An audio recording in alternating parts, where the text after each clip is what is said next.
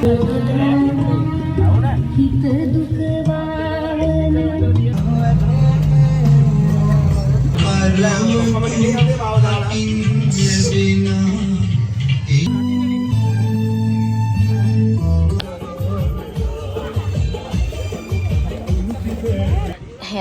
guys, welcome back to my YouTube channel. ඔන්න ඉතින් මේ පාර අපි වෙසක් එකට දන්සල් දෙකක් දුන්නා. එකක් අපි දුන්න අයිස්ක්‍රීම් දන්සලක්, තව අපි දුන්න සව් දන්සලක්. ඉතින් මම මේ දන්සල් දෙකේම වීඩියෝස් තමයි මේ වීඩියෝ එකකින් අද ඔයගලන්ට අරගෙන එන්නේ.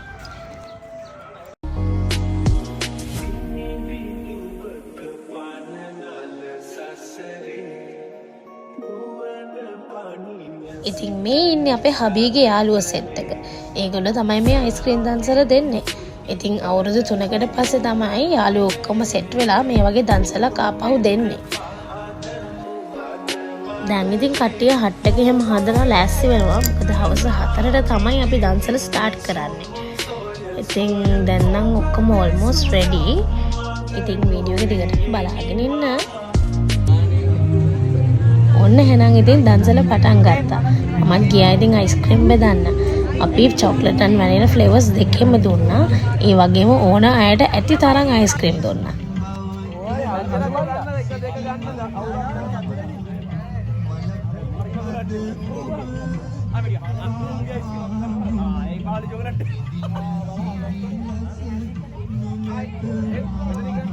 ඉතින් අපේ දන්සලට සෑහෙන ක්‍රවුඩ් එකක් හිටියා. අපි පැය දෙකකට ආසන්න වෙන්න අයිස්ක්‍රීම් දුන්නා. ඇති තරම් අයිස්ක්‍රීම් කන්න දුන්නා. ඇහෙනව නේද කට්ටියගේ හිනාව? කට්ටිය ඉතින් දන්සල් දෙන ගමන් එක එක ජෝක්ස් උත් කරනවා. ස්පෙෂලි මේ අයියලට නංගිලව පේන්න බෑනේ.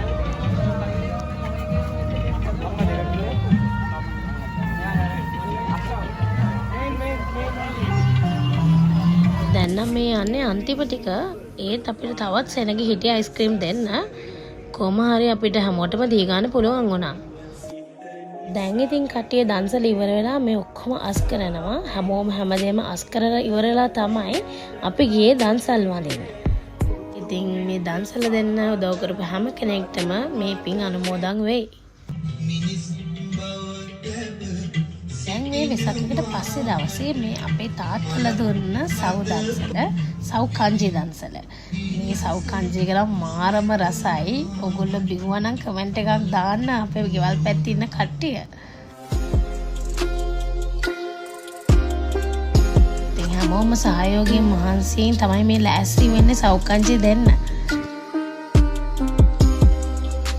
ඔන්න ඉතින් අපේ හබී අම්මයි තමයි පොල් ගාන්නේ. මම හිතන්නේ ගොඩාක් පොල් කිරි ඕනේ මේ සව් කංජි හදන්න.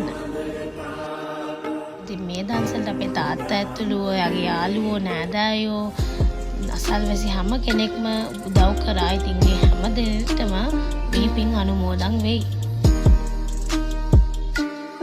මේ සව් කංජි දන්සල අපේ තාත්තලා දෙන දෙවනි පාර. මේක ගැන නම් කියන්න වචන නෑ. ඒක නම් මාරම රසයි. ඕගොල්ලෝ ඊළඟ පාර ඇවිල්ලා අනිවාර්යෙන් බීලා බලන්න. දැන් අපේ දන්සල පටන් ගන්නයි හදන්නේ. පොල් තෙල් පහන් එහෙම පත්තු කරලා දැන් දන්සල පටන් ගන්නයි යන්නේ.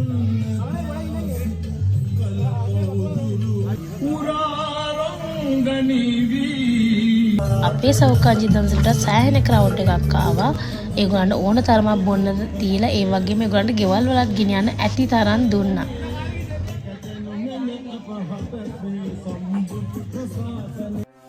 දන්සලක් දෙද්දි එහෙම තමයි.